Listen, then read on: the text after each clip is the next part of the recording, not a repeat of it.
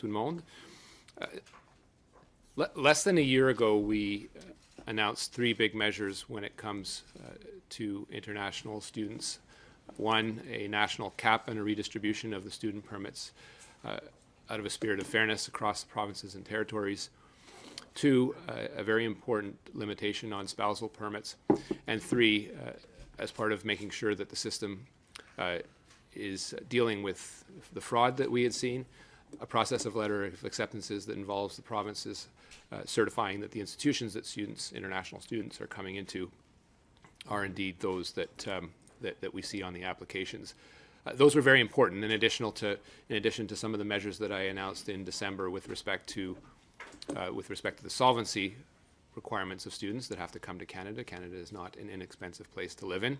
And in addition to the work hour amendments that we have made that limit the work hours to 20 and now coming up 24 hours for students studying full time. We expect students to be doing exactly that. But let's set the table further a little. When you look at the growth that we have seen in people that are temporary residents of Canada, that's something that has grown almost exponentially over the last few years, from about 437,000 individuals in 2019 alone to about 1.2 million in 2023. That comes with consequences, but let's not also forget the importance that immigration generally, the importance of people that are here on a temporary basis has done for the economy. The Bank of Canada has said it, the International Monetary Fund has said it, immigration writ large has been in part responsible for preventing us from going into a recession, has been important for the net growth in the gross domestic product. Again, this has been important, and it's been important to the growth of the country, but I think it's safe to admit that we have allowed certain aspects of this to get overheated, and probably for too long. I made in March an announcement, an important one, to reduce the number of people that are here temporarily from 7% to 5% over the next 3 years. The Bank of Canada rightly highlighted that a number of the measures that we have taken, while important, were not sufficient in order to address that number and to give people the satisfaction that those numbers were going to come down in that period. Today, along with the announcements that Randy is making, we are announcing further measures, specifically, importantly, with respect to international students, and a few other ones that I will go through here shortly. First, I'd like to say that the measures that we've taken with respect to international students, and again, taking a step back, international students and the postgraduate work permits that come with it, occupy about 50% of the temporary workers that are here in Canada. The programs that Randy administers about 10–15%, depending how you're counting. So the growth in the international student space, along with the postgraduate work permits that come with them, the spousal permits that come with them, are ones where we owe it to Canadians, and in the context of an economy where the labor market in some areas is constricting, we need to adjust accordingly. I would say that the measures that we've taken up to now are working. You have seen more than anecdotal evidence that there has been an impact on certain rental markets where students are more prevalent.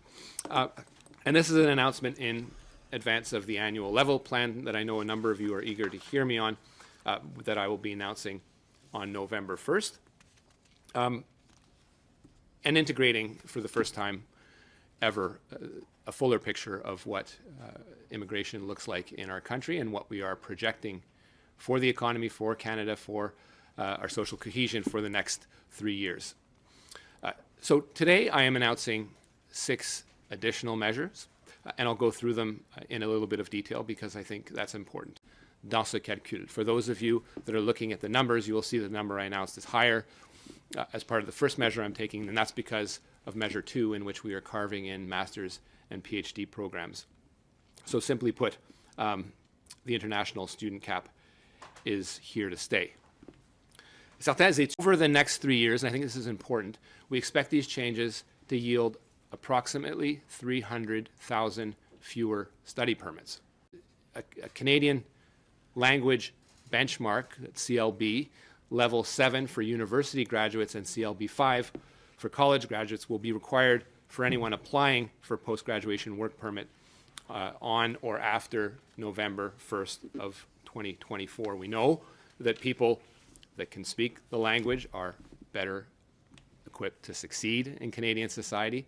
This is a more stringent requirement that I think is very important if we are going to continue the successful story of integration of some of these people into Canadian society. Fourth, for prospective students applying on or after November 1st, post-graduation work permit eligibility will depend on the level of study. Graduates from bachelor's, master's, and doctoral degree programs will remain eligible for a work permit up to 3 years. These graduates are more likely to acquire transferable knowledge and skills and be able to adapt to changing economic circumstances over the long term. Through 3 years, we expect these changes to yield approximately 175,000 fewer postgraduate work permits. In the near future, we'll also take further measures to restrict eligibility to spousal open work permits. The fifth measure that I'm announcing today will be to further limit work permit eligibility to spouses of students in doctoral and certain master's select professional programs and certain pilot programs.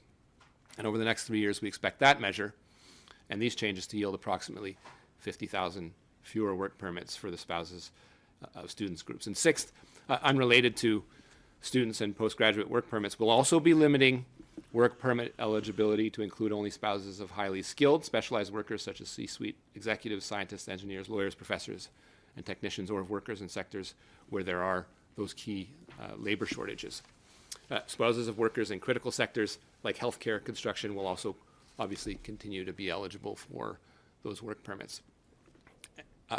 As a quantitative measure, again, over the next 3 years, we expect these changes to yield approximately 100,000 fewer work permits. Again, I do stress that these are estimates and obviously will need to be tracked closely internally to be a little more restrictive on who gets visas, looking at countries where we are seeing people exploiting the visa system. That is to say that those that are claiming for asylum are not legitimate asylum claimants, is a challenge to the system, particularly given the volume of people that are looking to come to Canada. Again, as I said in French, it is a privilege to come to Canada. It is not a right.